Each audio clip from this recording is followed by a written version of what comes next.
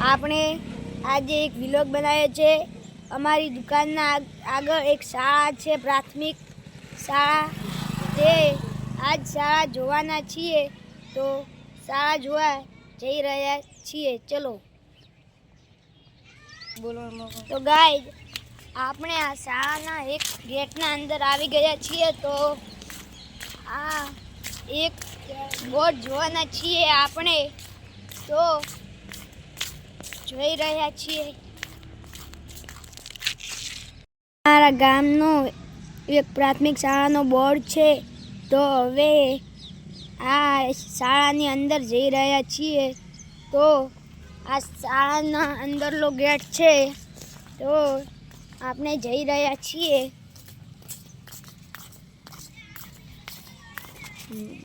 અમે શાળાની અંદર આવી ગયા છીએ। તો શ્રી મોટા પ્રાથમિક શાળા આ શાળાનું નામ છે।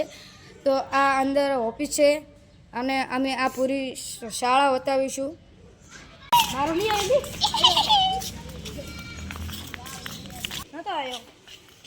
આ અમારા ગામની આ અમારા સ્કૂલની રૂમો છે। એક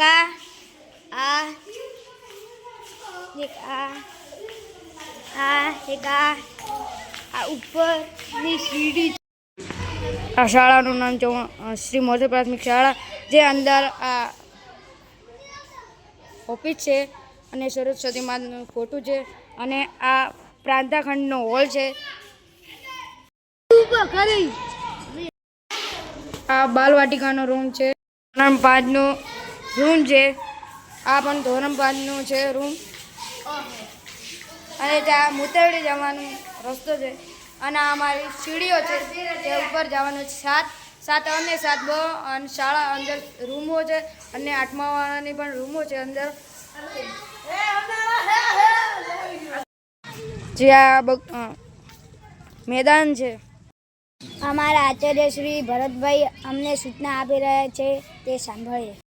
બાળક કરતાં વૃક્ષને ઉછેરવા માટે બાળક કરતાં વૃક્ષની વધારે માવજત કરવી પડે, ખબર?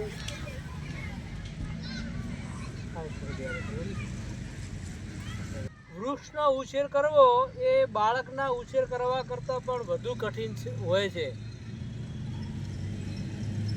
જેમ બાળકને આપણે વારે વારીએ ઉછેર કરીએ, દૂધ પાઈએ અને ધવડાવીએ નવડાવીએ, એવી રીતના વૃક્ષની પણ નિયમિત કાળજી રાખીએ તો એનો વિકાસ સારો થાય। જો આ વૃક્ષને ટેકો આપ્યો હતો તો જેમ ઘરડા વ્યક્તિને એની ઉંમરમાં અમુક ટાઈમે ટેકાની જરૂર હોય, એમ નાના વૃક્ષોને પણ, નાના બાળક હોય એવી રીતના એને પણ ટેકાની જરૂર પડે એમ ચાલવામાં।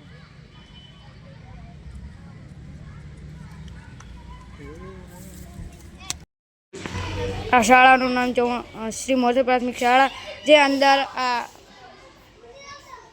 ઓફિસ છે અને સરસ્વતી માતાનું ફોટો છે અને આ પ્રાંતાખંડનો હોલ છે।